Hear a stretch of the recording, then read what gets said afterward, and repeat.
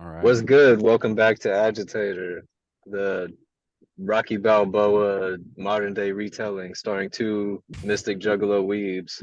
Today, guest starring our favorite indie filmmaker darlings, LowRes, Wunderbred, and Hans Barboza.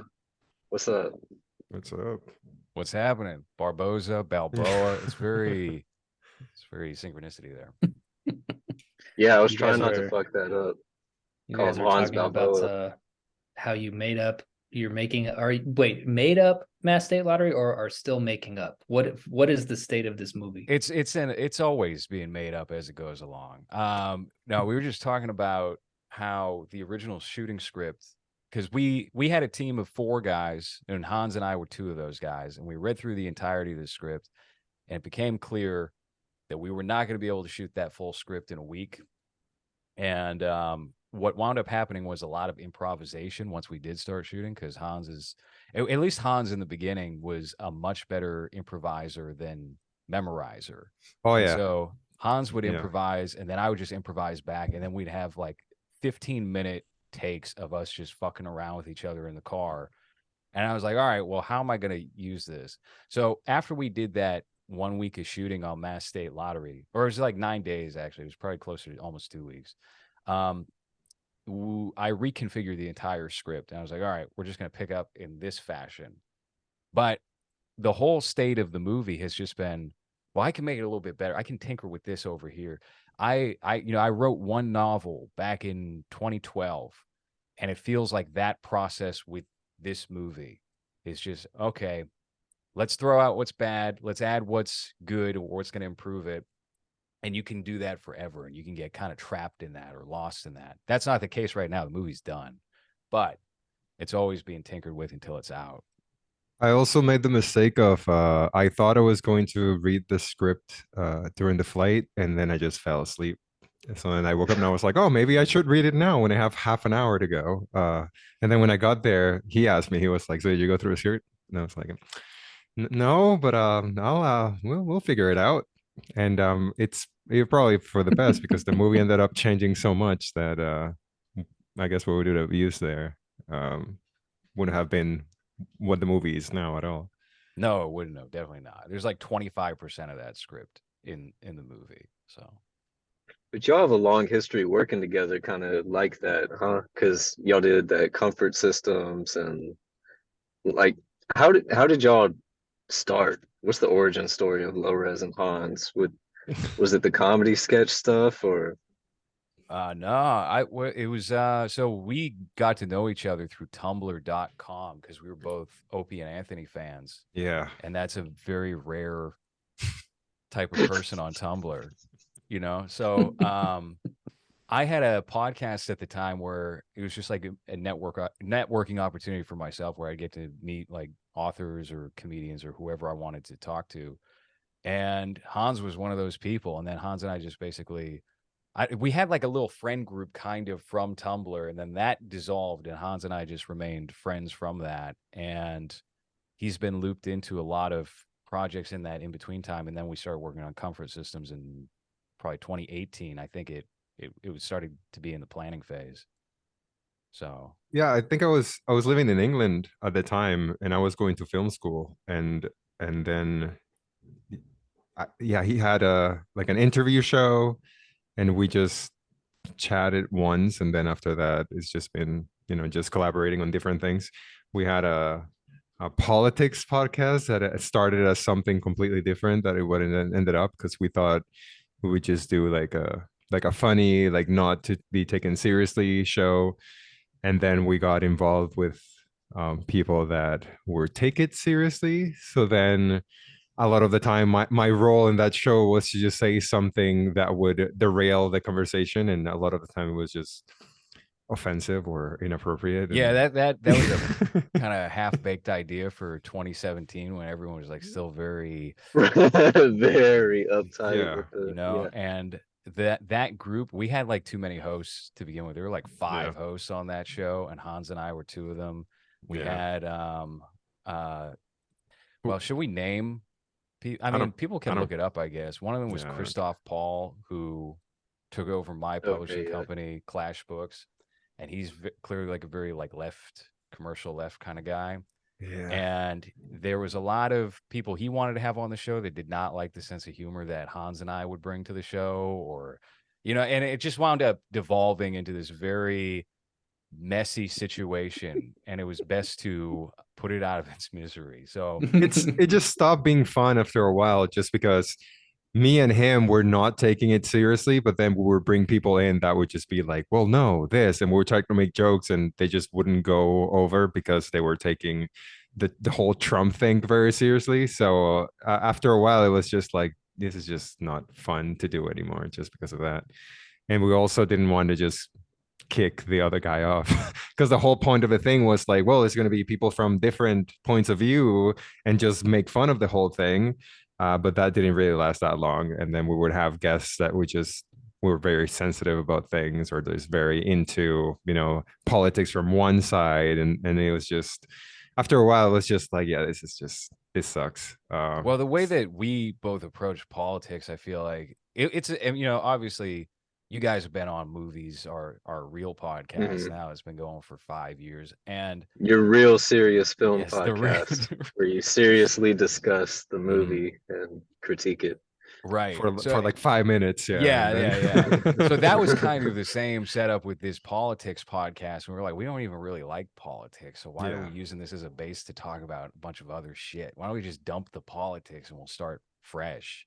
So that's more or less how that came about. And Hans really did not get along with Christoph. No, it's because I like it's very difficult for me to take anything seriously. And then at that time, I think I've grown a lot since then because at the time, my entire goal was just say the most outrageous thing you can think of just to get a reaction. And with him, the reaction was never positive. So it was a very difficult balance there of like, try to be funny, but at the same time make sure that it's not something that he's going to find offensive, or that he's going to, I love that there was like a feud between a man named Christoph and Hans. That to me is very funny. Well, I don't think it was much of a feud. It was just because I never cared. Like I never took anything seriously. It was just like I felt like my role there was just to be that whenever something went too serious, like I would just say whatever offensive shit I could think of, so that it would just derail the seriousness of the show.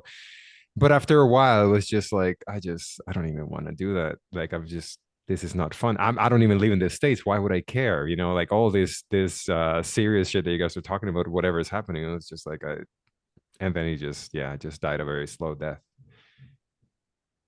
You can say whatever you want on this show. I heard you recently got your in pass. No, I don't. Card carrier. So I don't. You can say it. I don't trust it. I was going to give it to you anyways. If you didn't get it before. I don't think Kenny's pass qualifies because he's said that before, but I don't trust it. I don't think it's a universal pass. No, it's maybe with him when it's not being recorded, but otherwise I'm like, I'll be a little more careful. I think just in case. I'm not even expecting anything. I'm not even expecting anything to happen. I do use that word a lot. No, I'm kidding. Hey. But yeah. Yeah. Okay. Well, I'll give you a special America, one. Dude. Not just a Kenny one. Yeah. Anytime I stop my toe is like the first word that I can think of, or whenever. Yeah. What else would you say? To myself, though. I'm like calling just, myself every night. I just like to scream it into my pillow. Yeah, before going to sleep, you just count ends instead of sheep. Yeah. I feel like if you're melded from like two ethnicities on like different sides of the world as you are, you're that's kind of sandwiched in the middle, right? So I think the thing that takes me down a notch a little bit is the German part. Like I wish the German wasn't as strong as it is. Yeah, what's wrong with your parents? Why would they give you that name instead of like a Jackie, like a Mexican, or like Barboza. A very Chinese? I mean, I don't know. The story behind my name is literally, oh, we like that name, and that's it. So it's just like, oh, okay. Well, you guys is the N-word of the world. Yeah, my dad had like a Hitler book on the last setup that we had, and I was like, oh, look, it's a It's he's just thinking about his roots, Just the family just taking history. it back. And I noticed that you posted that I didn't even know that you did, because I remember, as a joke, as we do on the group chat, I sent you and Jerry a video of me trying to get like a Hitler mustache, but I couldn't grow it because my mustache is bad. And then recently I saw that you just posted it as a short on YouTube, and I was like, what the fuck? It's not supposed to go out. I think I say something like, "Oh, because he was like the greatest comedian or something." I was just trying to make you and Jerry laugh, and he's like, "Oh, cool, it's on YouTube now. That's great." Well, you couldn't even grow it because it like No. divided here at Yeah. the center. You couldn't get that, So I think you're Yeah. okay. I don't think most people realize. I think one of the comments is like, was like, not worried about getting hate or something, and it's just like, this was not supposed to go out. This is supposed to stay in the group chat, but yeah. Yeah. But you have a lot of shit going on. I don't even know where to start. You sent us the shooting draft of Omega Fish Corp. You're wrapping up with that. How's the shooting been going with that? Oh, the shooting's been going interesting. It's been going real swell though, because we've had compared to like working on comfort systems with Hans or doing Mass State Lottery, we actually have a budget with this project here, as in like the show based off of the trailer for Mass State Lottery was acquired by a streaming service because they just had total confidence in my abilities to direct this thing, and I'm co-directing it with another guy, this dude named Matthew Giacalone, who goes by GMAC online, who's a very funny comedian. And they tossed us some money to handle the rest of principal photography. And that was a big weight off our shoulders because we've been doing it out of pocket. We're just doing it to do it.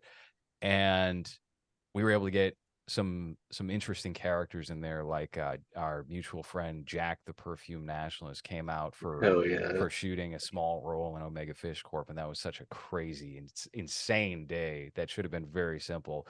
And you're kind of just like overlooking a much larger crew, a much larger cast than what we previously dealt with. It's a lot to take on, but it was its own crazy experience, and we're almost done with it now. So the show is supposed to premiere originally in October. It looks like it's going to be more like first week of January now. It'll be on this streaming service called Subgenius TV, which is owned by Massacre Video. They put out the Alex Lee Moyer documentary TFW No GF, and I believe they also put out Alex's War, that Alex Jones documentary from a year or two back. So they're very, that sort of niche thing overlaps well with what we're trying to do with Omega Fish Corp. You think that's kind of the future of like people sort of from our bracket and things like, well, like specifically in the world of film, is that kind of just do it and I would fucking hope so. I mean, see what happens? I don't think that the alternative is going to yield too many interesting results unless that approach is taken. I think it's going to mirror publishing, where as soon as you could start your own press and you could make it look legit and it would be professional on the surface, I think we could go down a road like that, especially since it seems like the writers, now that the strike is over, they've come to an agreement with a lot of the studios and the companies. The actors will probably be up next, and they'll be back to making these horrible, bland Netflix movies. So Yeah. I don't know. I kind of hope it goes that way, but there's no real predicting it. Yeah, you were a very vocal supporter of the strike, solidarity whole time. Yeah, the studios, yeah, give them nothing. They don't deserve Yeah. anything. Yes, no. I was so glad to hear y'all say that because I felt like, I don't know, fucking crazy being over here. Like, am I the only person? Is there something I don't get? Am I too retarded? Like, this Well, seems like a common sense, like people just stomping their feet and Yeah, I mean, I can't really empathize with somebody who wrote one episode of NCIS Los Angeles 12 years ago thinking that they deserve the most comfortable life in one of the most expensive cities just because they did that, or feeling entitled to a $20,000 a year payout because it aired on TNT for 3 nights. So, I think that's very self-interested, and I get it. I would probably be arguing for the same things if I was them, but I don't know. I don't really respect it. I think the request of you need to have this amount of writers for any show was the most ridiculous one for me, because you don't need, like, there's not a number of people that you need to write anything.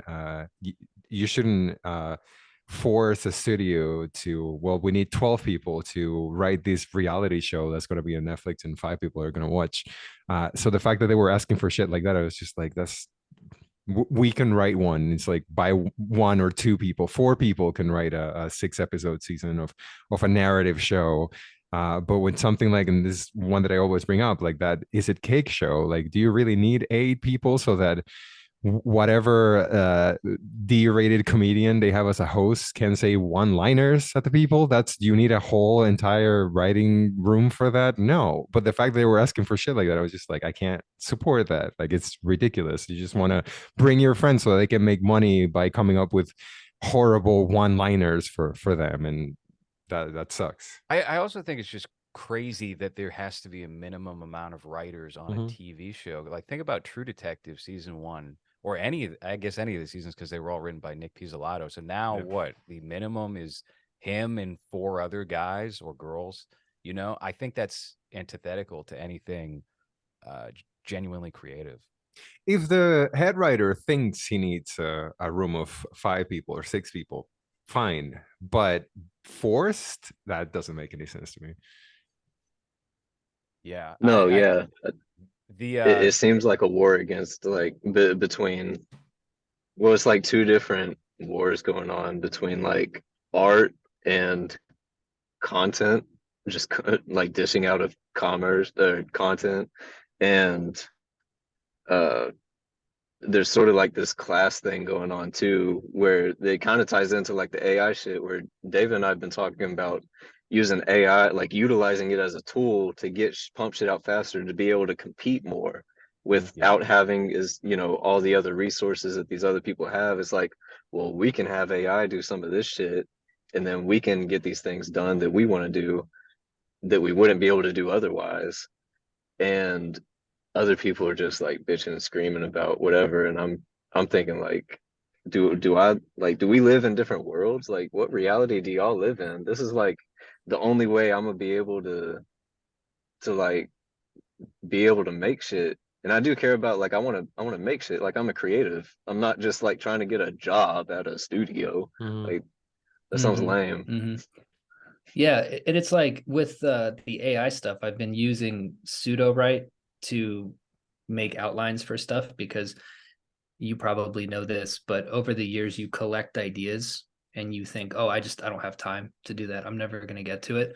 And I've just been using pseudo write to make entire outlines and actually start writing it for me. And then I just go in and I rewrite the paragraphs the way that I want. And of course, I change things if I don't like the direction that the AI took it. But it's what AI is really good for is that, there's 0 to 1 thinking, and then there's 2 to 10 thinking. 2 to 10 is all the fun stuff. It's the creative stuff. The 0 to 1 is going from blank page to just something that's there. And AI can do all of that. But I think Kelby's onto something where people think people who can't write better than an AI are very concerned about AI. Yeah. And then everybody who has to pretend to care about the current thing in the proper way also doesn't like AI, just because they got their marching orders and they're not really thinking about it. They're like, NFTs are stupid, AI is dumb, we support real art from real artists. Like, let real artists write Goosebumps books. But like, for me personally, like, this is going to be badass. Like, I could write 12 books a year and just put them under a pseudonym, and they'll be fire, because AI helped me to be like, here's what you should do in Act 3, which would normally take me and my fucking stupid, like, pickled in alcohol brain, it would take me like weeks to figure out what to do. AI's like, just do this normal thing that people are supposed to know how to do. And so I'm a proud AI Just massacre supporter. all the babies in good. the basement. Yeah. If all else fails, you can always rely on that for a conclusion. That's fascinating. So I don't know a whole lot about the AI for writing. That's a big blind spot of mine, and I'm very interested. And I'm not one of these people who's nervous about AI at all. And to what I was saying before, where there's a constant state of tinkering with mass state lottery, AI changed so much in a very helpful way with the movie, because now you're able to go in there and retrieve audio tracks that would have been unusable. Like we shot a scene in a blizzard, just an abrupt blizzard happened. We're in a car and it's just, oh, it's so loud, and it was completely unusable. And some of Hans's funniest lines in the movie were during that, and it broke my heart to have to like cut them out and make it a little more straightforward.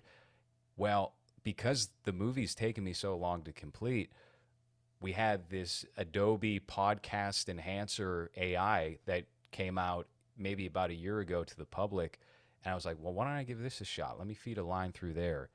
And it wiped out everything. And it recreated Hans's voice in a way that didn't sound like a robot. And it was amazing. I was like, wow, this is crazy.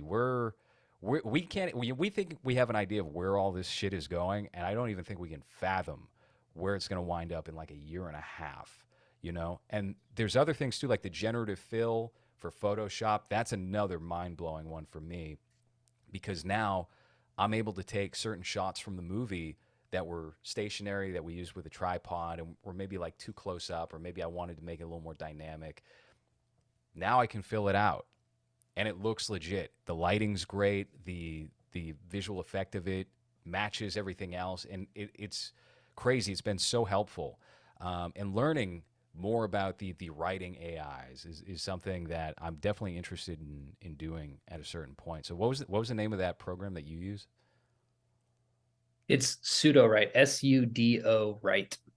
And I don't have screen share enabled, or I would show you, but just as an example, I'm going to pull it up. Don't worry, I'm not going to read you you guys want to read my new novel? But is there an AI that can read it to me in like 5 minutes?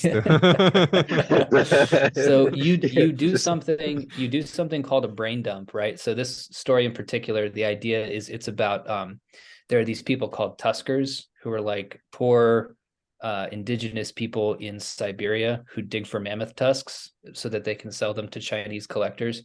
And I just thought it would be cool to write like a Revenant style story where like one of them kills the oldest member of the team, and then it's like these two guys pursuing each other across Siberia with like a mammoth tusk, right? Like trying to get control of it. And so I typed that in, and it gave me about a dozen paragraphs of the entire synopsis of the book.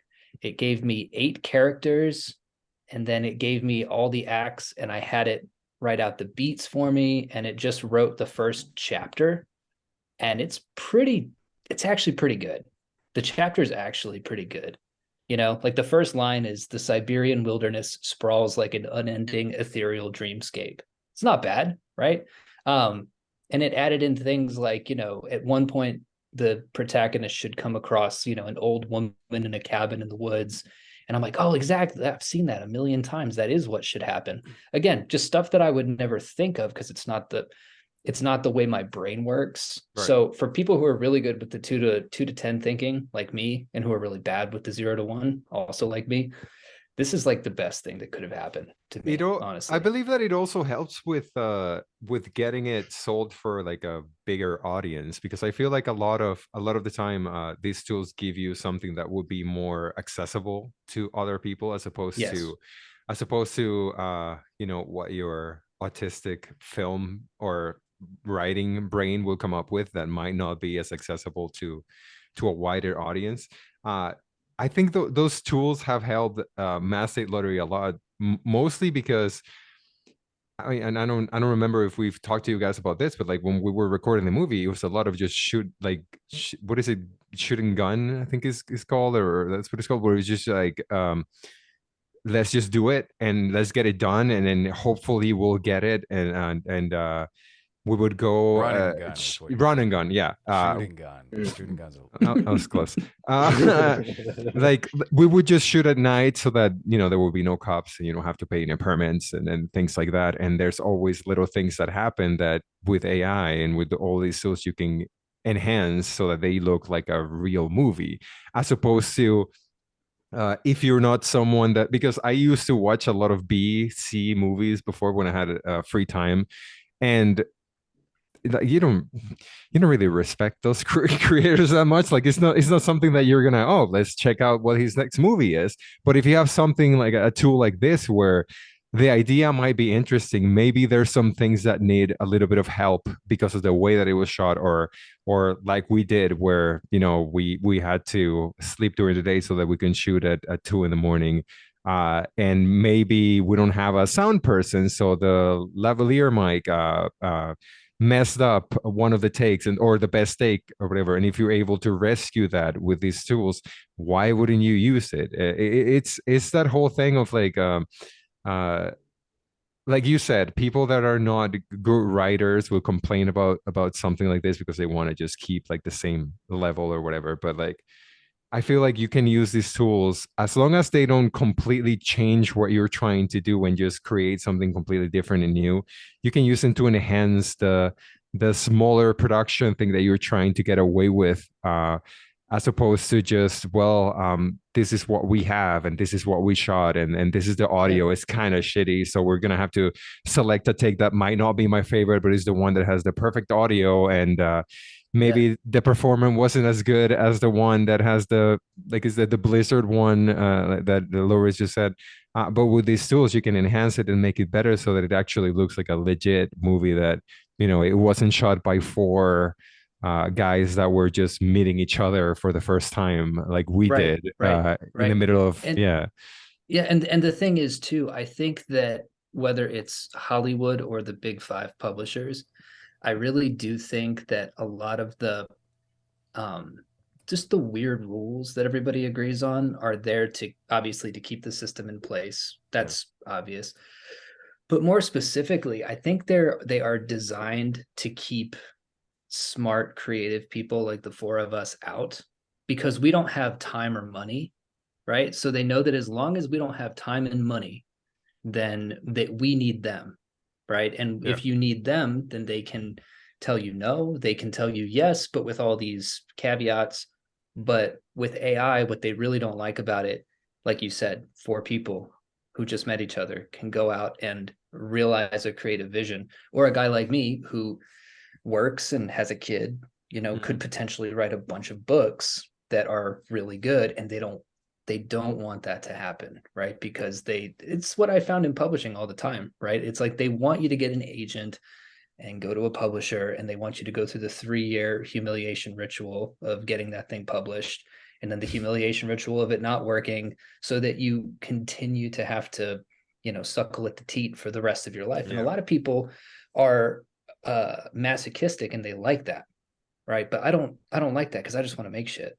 So AI is like, it's scary to them because now we're coming. And it also helps with empowering people that might not, because I feel like with movies at least, you have Hollywood, right? And then you also have the opposite, where they're just trying to do, we're the opposite of Hollywood and we're going to do things differently. And then you watch what they do and it's kind of shit. So then it's like you're in the middle of, okay, so I either go one side or the other, and both of I don't like either of those sides. But when you have a tool that can help you bring up your creativity and your idea by yourself without needing the influence or the money from each of those sides, then you create an alternative to those two that you're not really a part of or want to be a part of, which is, I feel like, what me and LowRes mostly feel about that. I don't want to really work with like a Ben Shapiro type of person, even though, the money would be nice, but I know that there will be restrictions from that side too. And if you go to the Hollywood side, they will also put restrictions as to what you can say, what you can use, the actors that you need to use, how many people of blah, whatever. And if you just want to do it yourself and you have these tools that would make it look like you have a bigger budget or a bigger production, then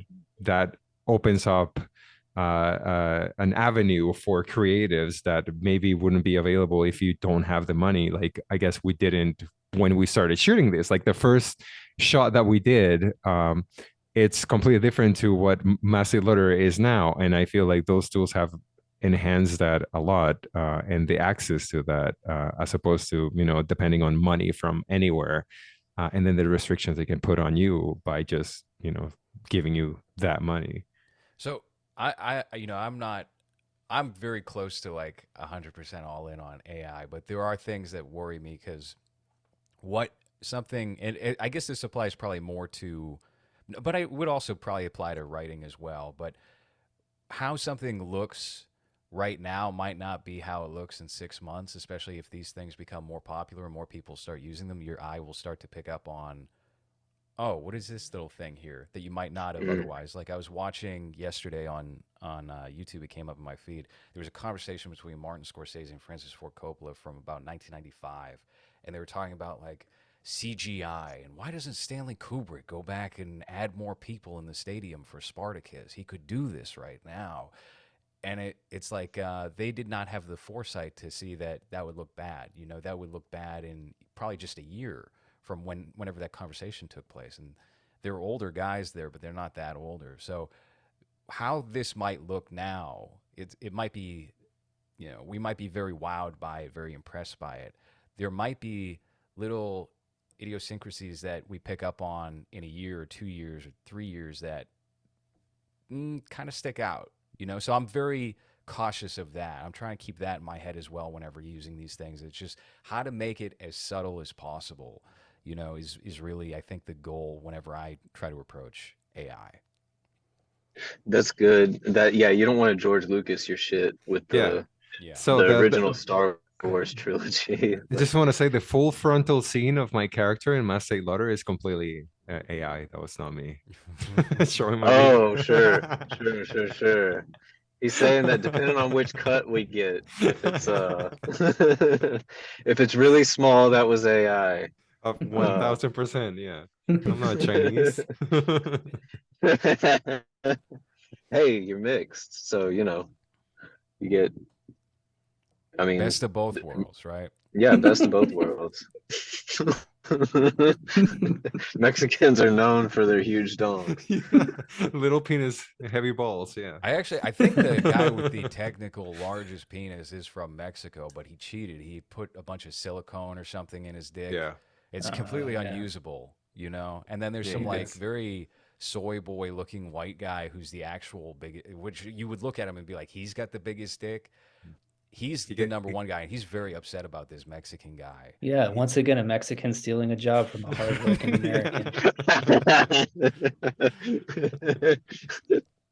The white guy getting harassed at an airport? That's not that's rare. What are you hiding there? Yeah. I want to talk about Omega Fish Corp because I read it a couple of I think I finished it. No, I finished it last night, and I thought that it was hilarious, and also very dark. And I'm fascinated by what the process of it is because hearing you say that Mass State Lottery was put together in more of an improvisational way.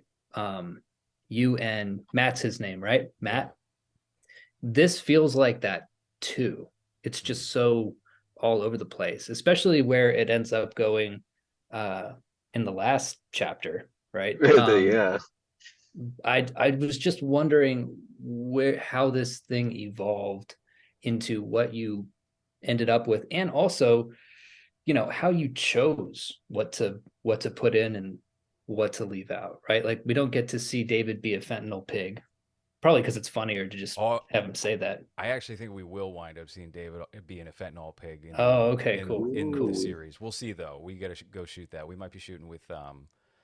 We want to get a well-known guy for the Merc character in that scene, and it's kind of dependent on his schedule. So we'll see if that happens, and if that does happen, then we're going to expound upon it and we're going to feature that more. But Is the Eric well-known guy Roberts George is- Lopez? oh God, No, Hans, he's you wanna very look that up.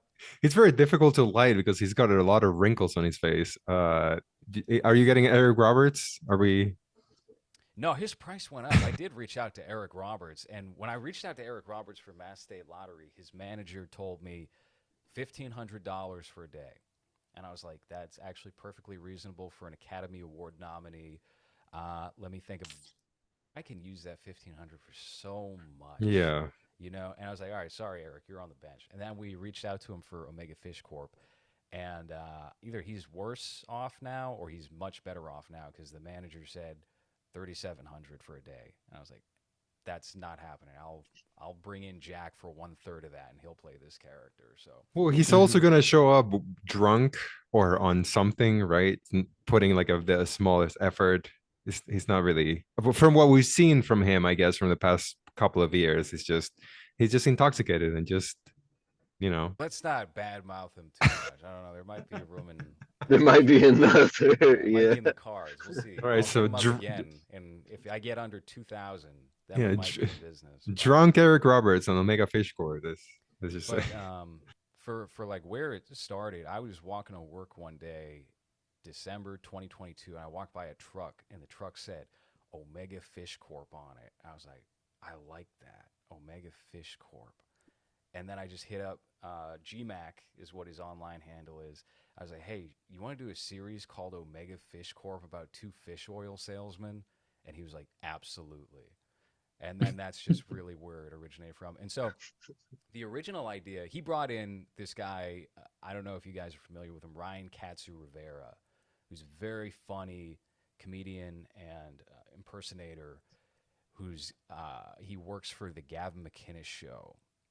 So we were like, okay, that might be a little too spicy for most people. So we were thinking about it as a series originally, and we were going to write it as a series. And we did write it as a series. We did 6 separate scripts. We're like, let's just do whatever's going to be funny as possible. And then we were thinking about it, and it was like, there's a lot of danger here in that if we were to sell this as a series to, let's just use Peacock for an example here. If we sold this to Peacock, and then they said, oh, you have Ryan Katsu Rivera in here who works for Gavin McInnes, and that's related to Proud Boys and whatnot. This is, we bought it, and this is just going to stay on the shelf forever. And then you would never see anything about it, and it would be over. It's like, all right, so we made this whole thing, we wrote this whole thing just to sell it. Just to have a one-time paycheck. Yeah, just for a paycheck. Nah, let's not do that. So then we swapped it into a movie, which is why it's in chapters.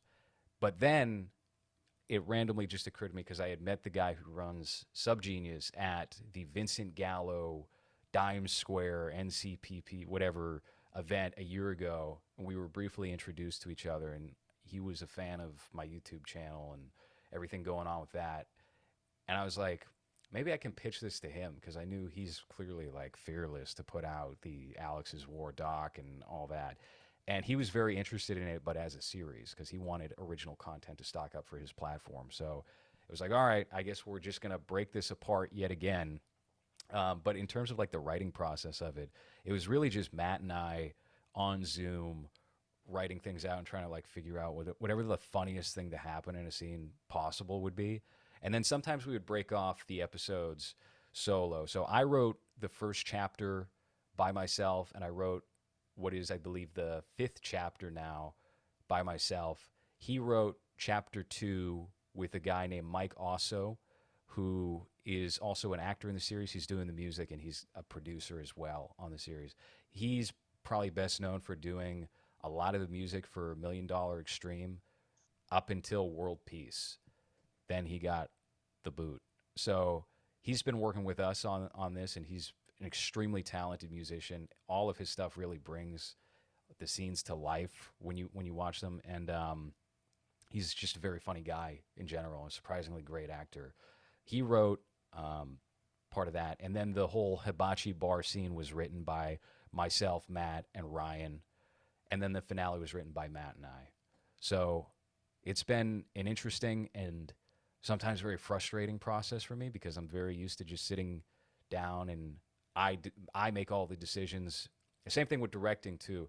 It's like, okay, I'm used to handling my own camera and doing a lot of the shit myself. Having to work with a crew of people and be able to communicate my idea or whatever that might be to different people and then bounce things back and forth with somebody can be a very draining process if you're used to just doing everything yourself. Yeah, for sure. No, that sounds a lot like how David and I have collabed on some shit. And even the feel of it, like reading it, I was like, man, this just the feel, not like the actual content, but just like how the delivery comes across. So it's like, this seems like something David and I would come up with. Like some of the just because it has that improv feel, but it's written like you actually wrote it, like you have a script put together, but it feels like it's being made up as it goes along. And it's like all the rape jokes fucking had me dying You know, we didn't even with realize there Steve. were so many rape jokes There's until once so we much started rape and shooting. there's a lot of shit. There's a lot of fecal stuff too. The hibachi bar part is my favorite, I think, of the whole series because it has Chunky giving his like fortune cookie wisdom in there. Something about like why does man eat fish but not eat bird? Like that shit had me rolling. And then I think it also has Michael Knife sexually threatening the man in the toilet and like peeking through and just saying like I'm gonna have sex with your girlfriend, and then he screams Sarah at the top of his lungs, and then he's like, but I like men too. Like it's just fucking so funny, Oh dude. man, writing that was a trip, and then we shot it. So Rusty Cage, I don't know if you guys know who Rusty Cage is. He's a big YouTuber, and he wound up being our Michael Knife. Originally, it was going to be Eric Roberts. We were going to have Eric Roberts play that role. And then it was going to be Charles Carroll from $1 Million Extreme. He was in talks for a second, and then I think it was going to be somebody else. Oh, Hans. It was going to be Hans for a second too. That would be good too. Sorry, Hans. I was But gonna ask who that, because you said that there was like one perfect role for Hans, and I was like, is it Chung Ki?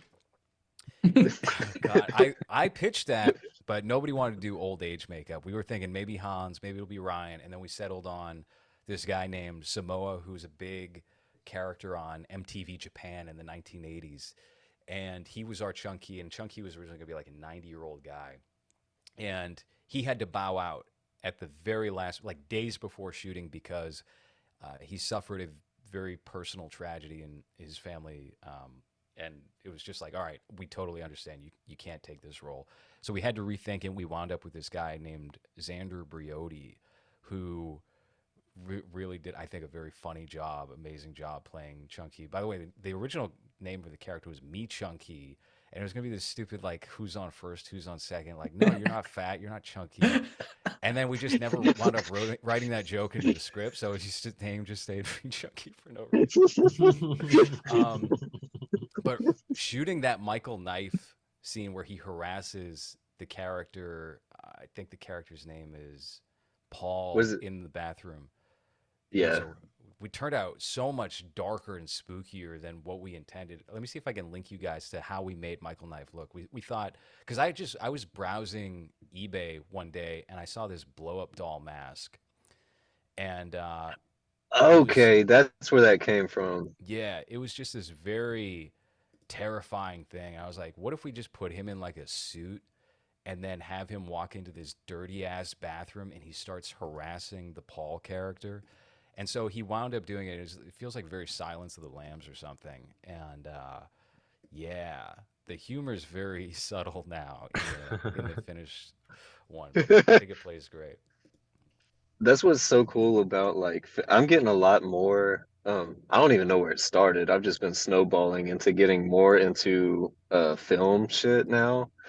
And I always thought I'd just write books because it can all be in my head. I could have unlimited budget. I can tell all the stories I want and yeah, however I want. But I think I discovered I love the creative process more than anything, more than having something out there, more than like I just love doing it.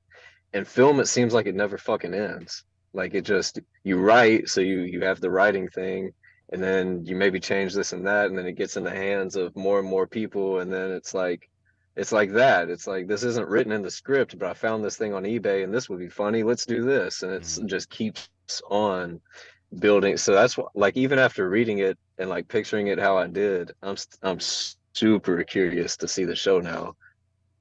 Yeah, I The mean, line, the line that I was thinking of, by the way, is when Michael Knife says he's gonna cut Sarah's tits off or whatever, and Paul says you'll have to cut through mine to get to hers.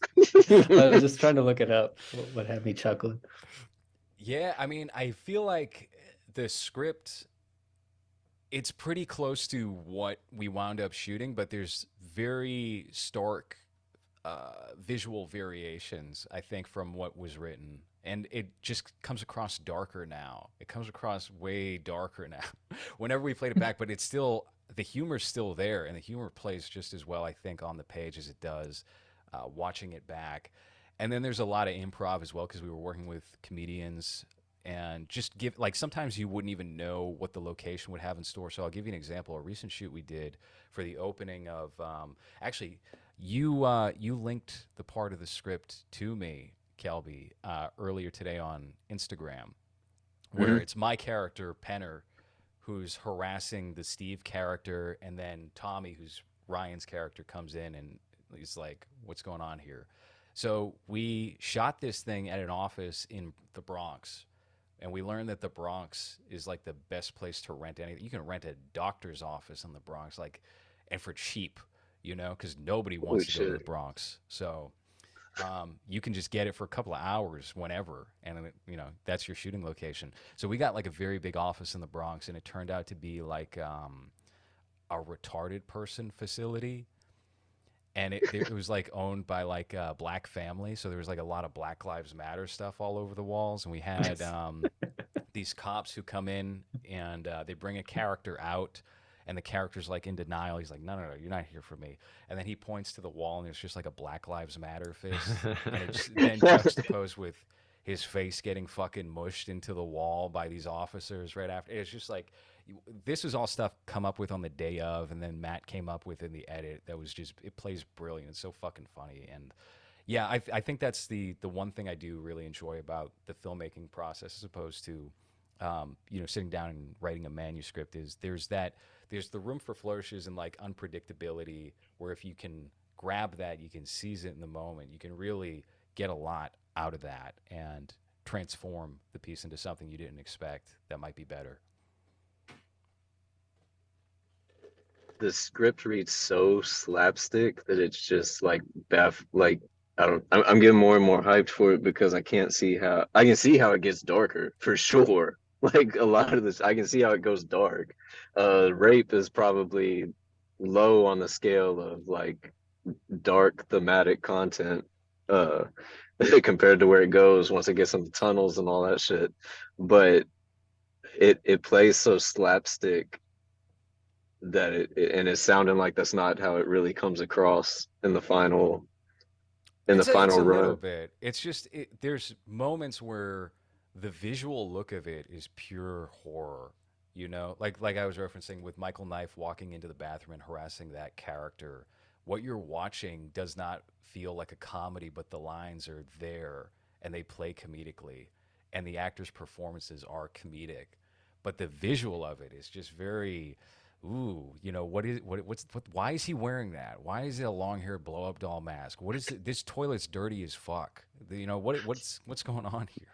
So it's a lot of that, and it's been a real treat to do something different because Mass State Lottery is also a comedy, but the humor's I probably a little bit more subdued compared to Omega Fish Corp. Do you think the kingdom might have influenced that a little bit? Oh, it's very possible. I love Lars von Trier's, especially that last season, The Yeah, Kingdom. So because I don't know. I don't think that show was supposed to be funny, but it's so funny and it's so dark and so I'll tell you what I did try to gross. borrow from The Kingdom is Lars von Trier uses progeria people, Mhm. and I was thinking, kids kids are going to be difficult. What if we just get progeria actors? And it Is turns this out good? That's good. there's not that many, at least in Oh, New York. There's not that well, many no, because they progeria don't live actors. that long, right? You get a couple of Chicken Littles there that are alive for a couple of weeks after 18, and You got to get them off the then shelf. yeah, Well, yeah, it's you got a have great to. line in the script too, where you're like, people fuck these kids. It's like I would never fuck these kids. Yeah, Kids are ugly. yeah.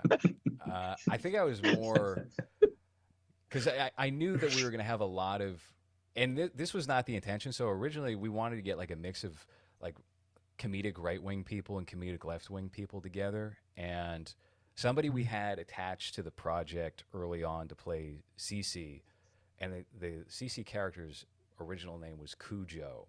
And we wanted to cast this 60-year-old black woman as Cujo. And Matt was like, no, that's right.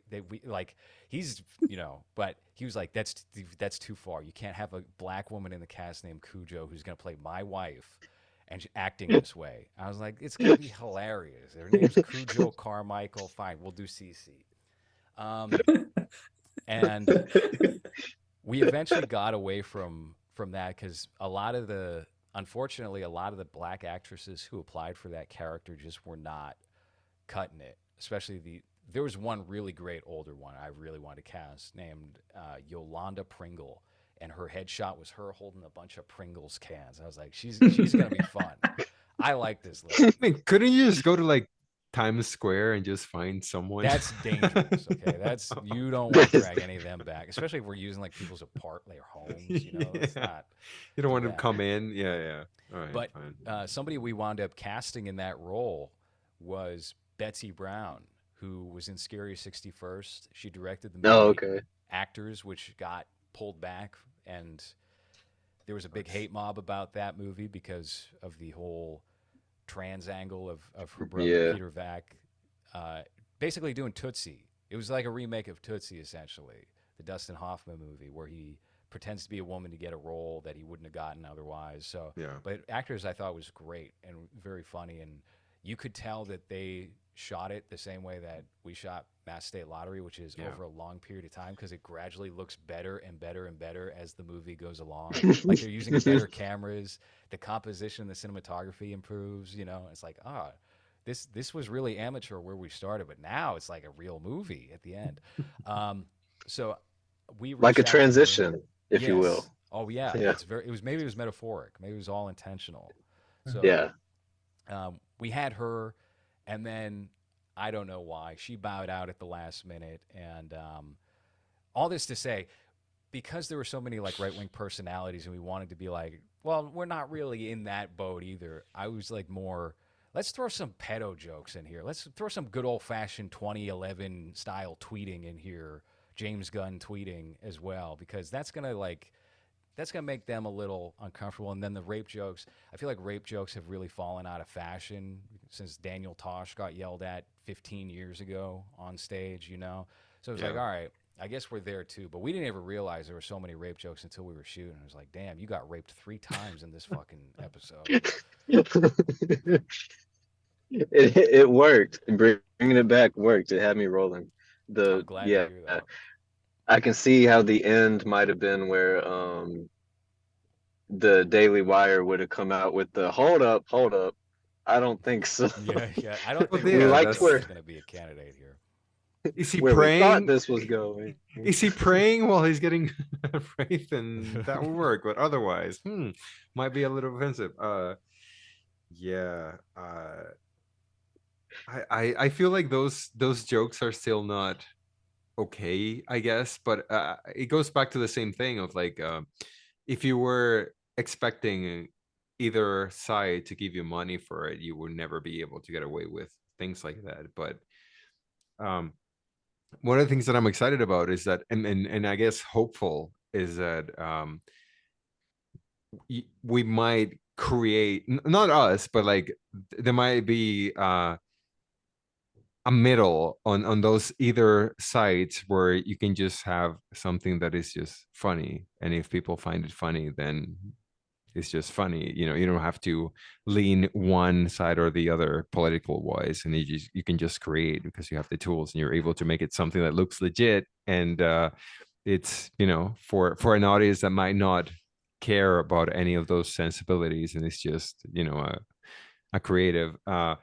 I don't like and we just did an episode on Song of the South, which I think is a great Disney movie. Very awesome Disney. It is. Yeah. No, y'all, I loved that coverage of it too. I watched it as a child and was like that song was always stuck in my head. That zippity doo. Yeah. And I feel like if you're not even able to talk about it, it's pretty ridiculous because there's really nothing that offensive on it, and I like the fact that now you're able to just create things without having to lean one side or the other, and it might just I take it back to like canon films in the 80s, you know, where you just like they just go crazy and do whatever silly fucking sci-fi horror goofy shit you want, as long as it's like a creative endeavor that doesn't need you to lean one way or another. It doesn't need you to have a studio backing you, and you just do something for a specific type of audience that might be tired of all that money that at the end of the day creates nothing creative, you know. And I think to what you're saying, we are coming out of that, because I think the comedic taste for women, like we were talking about Bottoms, that movie Bottoms the other day with Rachel Sennott and that girl from the Bear TV show, and the humor that's in that movie, that's like the little comedic darling for women and I guess like lefty types now, is not what you would see in a studio comedy from 5 years ago. it's no Ghostbusters 2016. There's like a lesbian who gets her face kicked in by a guy, and it's played for humor, you know? So it's like, okay, I think Red Scare was very significant in pushing things back in the right direction. And it makes me very hopeful for like the next 3 to 5, even with the election next year. I feel like maybe it could get all washed away down the toilet. But I actually don't think so. I think culturally we're coming out of this very intense moment and we're starting to get back on course.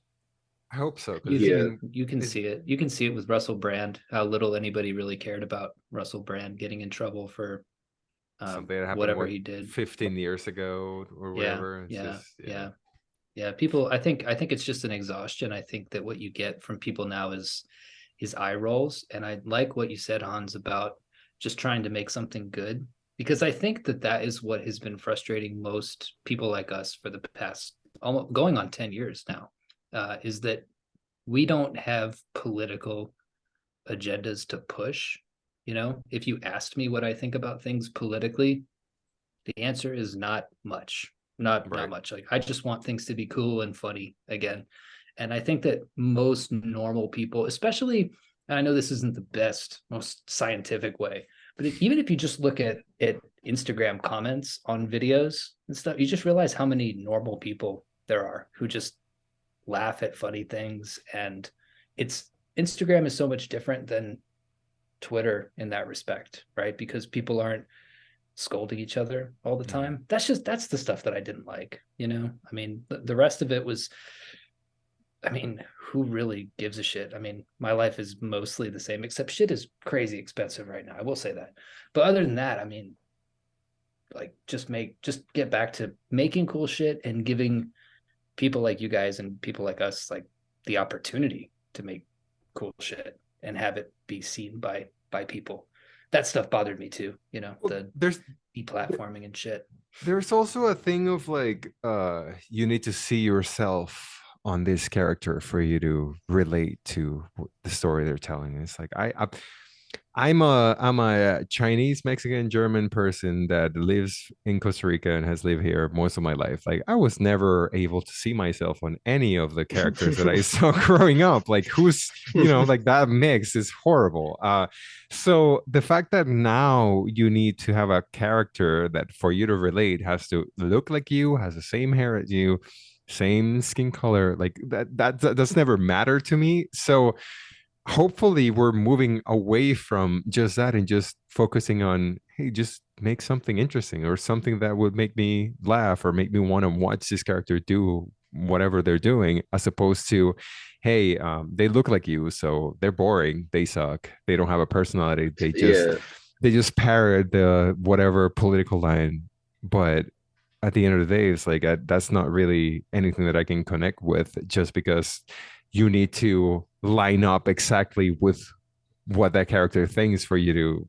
So it's just, hopefully, like I said, I'm glad that these tools are helping creatives come up with things so that you don't need the backing of a studio that might tell you, well, you can't cross these lines, you know, and being able to cross lines has always made art more interesting. And that's why whenever I see someone freaking out about an AI or freaking out about any tools that you can use to help you do that, it's like, unless you're being paid by either of those sides, you kind of need to use these tools to get to that level of seeming legit, even if what you're doing is just something for like a specific type of audience that has been completely forgotten, I think, from those from the money people, where I don't need to think and believe the same thing that this character thinks for me to be able to relate to what their story is or what they're trying to tell. Yeah, and Do those you think motives for that representation are so disingenuous too when you zoom out and you try to like for example, I'm motivated a bit by representation, but of a specific niche. Like I would love to see, because I come from Houston, there's a fuck ton of pride in everything Houston, and there's a lot of like unique culture here that the one of the pilots that I'm working on is called Dirty Third, and it's largely about like Houston culture. Like there's a narrative to it, but like it's very Houston flavored. And so like that type of representation isn't like, hey, well, I want to see, this put in more things. It's like not like have you get interesting art that comes from unique cultures being shown just as like how specific and niche they are. It's not like now apply this to wherever. It's like no, you Yeah. can't apply this to wherever. It's very specifically here. Yeah. And why should you care? Because it's cool, because it's interesting. Because it's different. It's like, well, Yeah. I think this way because my hair is like this. And it's like, that doesn't apply to anyone that has the same type of hair. Like, Well, you couldn't relate to that one anyway. well, yeah. I think But this way is but why I'm I also shaved my but I'm also not like mean or mad because I lost my hair. You know what I mean? Like it's just like they try to get away from stereotypes, but at the same time, it's like the stereotype is what's pushed the furthest because it's like, well, if you're this type of person, then you must think this way or act this way, and that just sucks. It's just uninteresting, just boring art that doesn't really work, I guess. I think at least. No, Part of yeah, me for wonders sure. if the reason why that movies have sucked so bad recently, think about this conspiratorially. If there's nothing interesting going on with movies, movie nerds love to argue about movies, right? Now all of a sudden movies aren't interesting anymore, so you can't argue one way or the other about it because everybody kind of agrees that everything's just okay. So what do you argue about? You argue about politics. See, that's how they get you. They get you talking about politics because you can't talk about movies anymore because the politics are very extreme. So now you can take sides again and you can have your squabbles back and forth. See, everybody should have just gotten into Warhammer 40K and then we wouldn't be in the situation. But instead they talk about Donald Trump and Alexandria Ocasio-Cortez. And that's why we're here.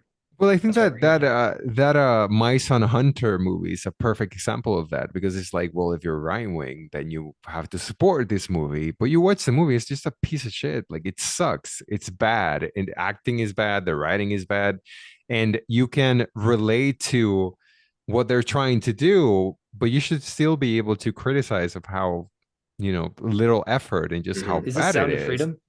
No, My Son No, it's Hunter. called My Son Hunter. Yeah, it's horrible. Oh. It's so bad. It's like Did you guys see Sound of Freedom? They were giving tickets No. away for free here. No, I think that's how they wound up getting that crazy box office is they cheated and they said, hey, you can gift the tickets, and the company was just paying for these free tickets. So now it becomes this big phenomenon they orchestrated. Kind of like, I think Oliver Anthony was completely an artificial blow up. I really am convinced he's like FBI, CIA. He had no online footprint, and then all of a sudden his song's #1. That doesn't happen. But that's just my thinking. No, it doesn't. And it's not a very good song. That's the other thing too. It sucks. It's whatever. It's like just a country song. You can listen to whatever he's saying with any other modern country singers, but it's just like, well, he's in the backyard and he's right wing, so we have to support him and make him #1 in the country. You don't want to work, you just want to eat ho-hos, and you want to take my money, and the man over there doesn't care about you. Naughty Eyes Joe Rogan. Joe Rogan's like, Naughty Eyes gets you drunk. The greatest song I've ever heard. He had to have him on the same week. He was also talking about Talk to Me. Joe Rogan's taste is very questionable. But Yeah. You have to put it into context, right? He's like 55, right? And he's just Yeah, like a something like fighter. that. Yeah, His he's head like is an like this big. If this was just my normal head, he's an all that old HGH. it's an old 55-year-old that is steroids. Like you don't really take, culture uh recommendations from him, but I guess some people do. Like I don't know. Well, yeah. I mean, I had a tweet after the whole Oliver Anthony thing that I deleted. I wish I did not delete, which was that you're gonna hear from this guy in a week. He regrets voting for Joe Biden. He did. And then he was like, Joe Biden's not the problem. I was like, fuck, I shouldn't have deleted that. God damn it. Yeah. I knew it. So yeah. I mean, Andrew Clavin or Michael Knowles or somebody probably paid like $100,000 to get that to #1. Apparently, it doesn't take a lot to affect the Apple Music chart. Same You with just have to bestseller sell- lists. Yeah, so that Oh yeah, Apple I've been a Music kicked it bestseller off. like 2 or 3 times. Well, How much you make? Is that, Oh, so you get like- like a couple million? Is that what you Just like $500. so you can artificially sway that. And I mean, it's a legitimate form of marketing because it actually worked. It built that, it extrapolated it and made it a real thing. So if you have $200,000 lying around and 200,000 iTunes accounts, Yeah. have at it. You can make it. You can make culture. You can make culture happen. I don't want to make culture happen. I don't like culture. Culture kind of sucks. Yeah, no, I do. It is very interesting watching what becomes sort of culturally relevant. It's a fascinating phenomenon that I don't quite have the words to express yet, but I've seen it happen with authors that are not good. And you just kind of wonder, like, what is going on? Like, why is everybody pretending that this is good? Why wouldn't we just pretend that the actual good thing is good? Like, why do we need this? Even stuff that doesn't necessarily read as overtly political, one way or the other, it's just like, why am I missing something? And then usually, this has been my experience, about 5 or 6 years after, I tell everybody that it sucks and everybody gets mad at me. Suddenly everybody then is like, yeah, that sucked. Yeah, that we never liked that thing. Well, Chuck Wendig was big on this, right? Because I used to harass him relentlessly, like any chance I would get. And people were always like, why are you mean to Chuck Wendig?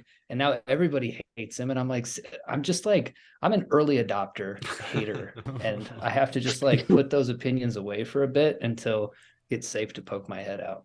Well, the internet became more like who do you know more than what do you do, right? So if you're able to have someone with a bigger platform retweet your tweet about your book or movie or whatever, Oh, then true. Yeah. then that becomes more of a, you have a couple of million people watching it, and it's great because this person shared it, but at the end of the day, it doesn't really hold the track of time. Like a couple of years later, you just go back and you're just like, I don't like this, kind of sucks. But you need that. I guess you need that push at the beginning from someone that has a big platform to expose you to a lot of people. And if they like that person, then they're going to just be very positive, even if it's not good. Yeah, kind of If like there was somebody like that for your movies, like somebody, it's like a director who you couldn't stand, but then they were like, this Omega Fish Corp is like the shit. Would you like The be Flanagan. like, fuck, what was the episode where I called this guy a retard? I gotta fix this. I feel like that's actually happened before or something. Actually, I'm trying to think. Damn, and I was like, oh. It's probably me calling them retarded. Yeah, Just, I don't know. I don't remember what the exact situation was, but I feel like we got some sort of acknowledgement from somebody we perpetually hated on. And Chris Stuckman. It was Chris Stuckman. Who's that? We made fun. Chris Stuckman's this very popular YouTuber who, he's kind of Asperger's-y, I guess, and he's just I don't know. He's not. He's kind of just he's you fine. know. He's very safe reviews, very yeah. And yeah, I made like very early AI. I put Hans's face on Chris Stuckman's weird like body motions, and I posted them to Twitter, not thinking anything of it. And we might have also made fun of him on the podcast a couple of times. And I literally never thought about, because this dude has millions of subscribers. Yeah. And then I get a DM from him one day, and he was like, "So I see you've been kind of relentlessly mocking me, and I don't understand what this GIF here is. And I was thinking maybe we could talk about this either privately or on your show." And I was like, "Yeah, okay." Yeah. And it was a very awkward conversation for the Yes. first 30 minutes, because I was kind of accusing him of trying to be emotionally manipulative to like appeal to my sympathies because of these harmless like jokes that weren't even really about Chris Stuckman. But then He was you making find fun of out- me mostly. Yeah. Yeah, I was He making was more fun of Hans than Chris Yeah. Stuckman. But then, you know, I don't know, he was like a nice guy. And afterward, he was like, "Yeah, I was in a Mormon cult and I was never exposed to entertainment or friendship and all this weird stuff." So now he's got a movie coming out. I hope the movie does well. Yeah. I was never exposed to entertainment or friendship. Well, I didn't. I had no idea who he was before I just knew that it was someone that reacted to memes that he created negatively. So then, for like the first half of the episode, I'm just sitting there like, okay, I guess you guys are hashing it up. I have no idea what's going on. And then it was just like, well, let's just have him talk and try to be real, just try to be like a human person. And then it was just like, Stop he's being just We Stuckman and almost start got being there. real. Yeah. Yeah. We almost got there with him. So he's kind of like very, you know, the word autistic is so overused, and it makes like grinds in my head and my ears whenever someone uses it. But he's kind of actually autistic, and he's very family friendly and safe in a YouTube way. And I think he identifies as like pansexual or agender or whatever now. And we made him laugh at some joke about Asians, and he like, really deep laughed at that. And I felt, all right, we accomplished something. We Mission got him. accomplished. Got Yeah. you, yeah. Hell yeah. That's something I really like about all the shit that y'all do though with podcasts, is y'all will just tear into anybody. Like the biggest safe zone to just whatever's funny, we're gonna say it. Like we'll fucking trash like a dear friend and constant guest. Yeah, we've But- been doing that nonstop. This guy Kino Corner, Yeah. and from just us mentioning like Kino, because I noticed like he's a reply guy to Dasha from Red Scare. I was like, he does that a lot. I think I said that on the show, and then Hans, you know, he's very less polite when it comes to some of these people than I am, and that enables my worst tendencies, of course. So then we mentioned that, and I think that the thing is that they do DM you. They don't message me at all, so I never have very any. outside it, I guess. I don't have any interactions with them, so I have no connections. I'm just very willing to just like. But what happened from that was one of the fans of the show went through his entire history from the past month and a half and collected all of his replies to Dasha and made a video set to "The Best of You" by Foo Fighters. And it was like the least flattering but most hilarious thing I've seen in months. So it's like, what am I supposed to do now? This just got presented. You want me to not show this on my show? I have to show this on my show. I have to talk about this. So shit happens, you know? That is too funny. No, Well, fair game. I respect it. I respect it to the level like I can't wait for there to like For the Be- celebrity be- boxing match, YouTube boxing match between me and him in a year. for that, or for like I'd love to be on the chopping block in some way. I couldn't see you guys doing that though, because first of all, like the social media from YouTube is so reserved by comparison. Like non-existent. Yeah. And you guys are actually working and doing creative shit and not just talking about it. And that's the big difference here too, is not to trash Kino as far as this goes, but there's a lot of talkers. There's a lot of people who get successful on YouTube or doing whatever social media adjacent thing, and they make money from that. And it either compromises their own creativity when it comes to handling something of a larger scale because they're thinking more in like a YouTube mindset, or they don't have the focus to be able to see that entire thing through because they're used to like, all right, we're going to do a 10-minute video today and that's easy. Or we're going to do a podcast today, and they lose the patience for a creative project that could take years, you know, at least months, if not years to accomplish. Yeah. Well, there's still got to be something to make fun of somewhere. So, Okay. All right, we'll go through your archive. yeah, for sure. Do that. So I gotta go pick up my wife from work. Are there any other thoughts on Omega Fish Corp before we wrap up? I don't. Anything you Not want for the people me. to know? I You don't have mean, any thoughts about it? It's only been your life for, yeah, for the past few months. year. For like a I'm year, ready to yeah. move on God from damn. it. Yeah. Yeah, Okay. I've been trying to line up the next thing, which is going to be this film I want to shoot ideally in November called Cringe Lord, and I just Well- finished. Yeah. Do you want to Fucking mention Harmony that? Korine. Do you want to Man. mention the? No. I've been working on Cringe Lord for well over a year and a half, and Yep. then I saw that he launched his company Edge Lord, and I was like, motherfucker, I was too slow. I can confirm. I have the emails of that. The first initial script was, I think my character gets fucked in the butt. I think, and I was like, oh, I don't, yeah. But That'll be AI. Don't worry.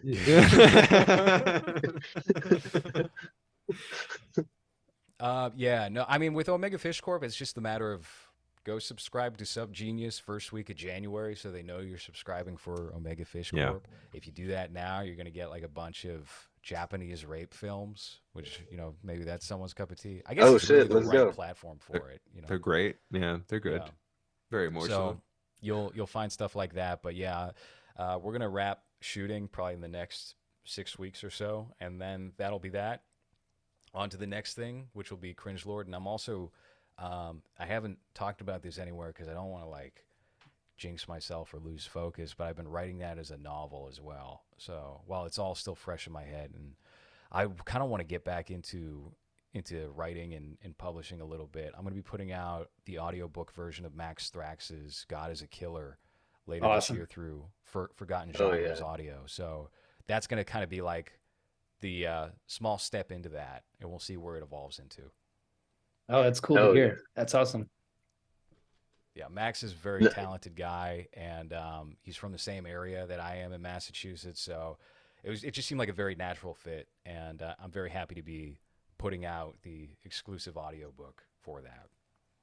And that's you read it? You narrated it? No, he wanted to do it himself, and I was like, "Have at it, man. Let's do this." Oh, cool. And, yeah, I hooked him up with all the production gear through my company, and yeah, it's going to be coming out probably later this year. I'm thinking December. That's Dope. dope. Oh, Yo, awesome. I gotta send you some shit. Narrate Yeah, my by all own means. shit. I haven't Hell put yeah. up an open submission yet, but I would love to see if we can cross pollinate. Absolutely. Did Hell you get? yeah. Yeah, Do you we get? got Any, do you get anything interesting? Because I know that you pull out like a cast, like a open There's a call. lot of gay shit. Yeah. Not really, to be honest with you. I'm not really looking for open submissions for screenplays or anything like that at the moment anyway, but I guess if, the right project came along, I'd be interested, but Well, let me tell you guys about the right project that's might be happening before the year ends. Okay. Do you wanna No, go ahead. This you was wanna spoil that? as much your idea. Okay, so do you guys know Kenny, right? From our Yeah. group.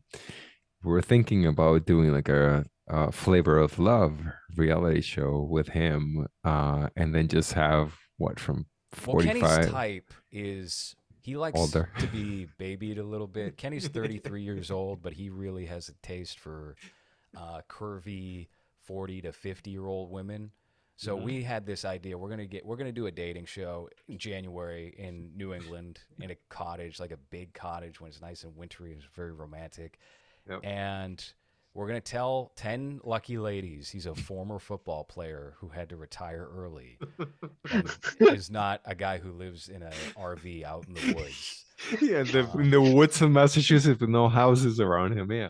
Yeah. We're going to tell them that, and they're going to vie for his love for we're going to do like 12 days or something like that. And we'll see if we can sell it to Ray J's streaming service. Yeah. So Oh, that's so the This is sick. genius.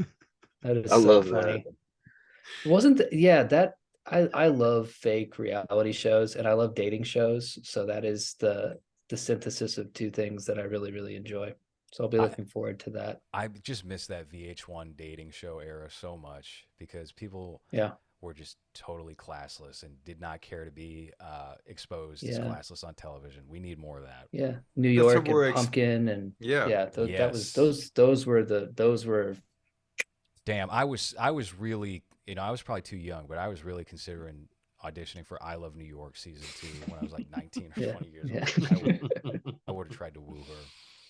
Well, Hey, that's what we're Kenny is hoping. perfect for that. That'll be fun.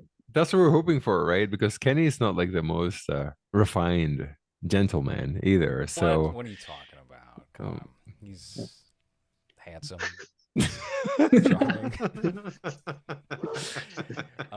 We'll see. We'll see what happens with that. But we're also thinking we're gonna bring in like celebrity guest stars or like people from our sphere of things. So yeah. I don't know. We'll figure it out. If I can do it for like cheap, then we could probably have multiple seasons of this thing because I would have to imagine once they find out he's not a former football player, season 2 is greenlit. Get some interesting angles in there for the people who know, for the hardcore fans. Oh yeah, So it's little gonna be shot Easter like a eggs, Brian like, De Palma film, but shoot, it's gonna be shoot it like just get the ceiling fan. It's like, why are we just staring at the ceiling fan here? Why is this a yeah. Oh man. Well, we'll come back for that one to promote that. Maybe you guys can Yeah. come out to New England and guest star for an episode. We'll see. We'll see. Oh, that would just- be so sick. Judge That'd for be tight. the contestants have to write a poem for him, and we have a guest judges to judge the that poem. would be so badass. Mario Cuomo Dude. of the Orwells had this idea for the challenge where Kenny loves to make beats, but a lot Yeah. of the beats sound the same. And he had the idea, what if we give them a challenge where they take his one beat and they all have to come up with a rap to it? Oh my God, that is so fucking good. So, That is peak television, dude. so we That can would be do that. amazing. Kenny is a published author. He put out a poetry book about 10 years ago called Life Tone Change. Maybe that's the juxtaposition for you guys. I don't Yep. know. We'll figure it out. That sounds Oh, yeah. amazing. Cool. Oh, man. So All right. Thanks, All right. dudes. Appreciate you coming on. Love you. Well, very Everybody much. for follow having us on. everything they're doing. You're fucking everywhere. So where do you want people to find you? I guess just go check out our sister podcast. Hans, you want to give the title? Bang, You want to do that again? I think you got cut off with the first beat. bang. Okay. All right. I don't know if that one was Asian enough, but yeah, we started a sister podcast, so we're not. Hold on. All right. Hold on. Let me try again. Bang. Is that better? Yeah, there we go. There we go. Perfection. There's the YouTube clip. Yeah. We started another show called Be Bang, which is basically movies, but without the movie talk, even though we wind up talking about movies anyway, because too many people label us film critics. And that's a dangerous place to be if you're a filmmaker, So Yeah. we kind of want to start banking other stuff over here for people who just enjoy hearing us riffing. That's on Spotify and Apple Podcasts right now. We're going to do that as a weekly show alongside movies. So go check that out. Just type in LowRes Wunderbred or LowRes WB. jcorellis.com. Good luck spelling my last name, but that's now live as well. Just check out whatever. And Hans, H-word name on Twitter. What do you want to give? Just that. Patreon.com/LowRes, right? I sincerely doubt anyone's heard a guest appearance on any show and then immediately sign up for a person's Patreon. So I'm very apprehensive about that. But Well, I will say that we do have some hardcore people with some money that just buy whatever the fuck we tell them to. Go sign right. up for LowRes's Patreon. I'm subscribed to LowRes's Patreon. I listen to everything y'all do day one. I see it pop up and I'm like, oh shit, they did something. Let me listen to it. So thank you. definitely got a full Agitator cosign there. Awesome. Yeah, everything is posted at like 4 a.m, right when I'm about to go to sleep too. So And I never sleep, so I'm like a first listener. perfect. Yeah. Oh man. All right, it's been a blast, y'all. I know David's trying to go pick up the little lady, so All right, guys. appreciate y'all coming on. Absolutely. Peace. Anytime. Anytime, Take it easy, yeah. guys. Yep. All right, be easy.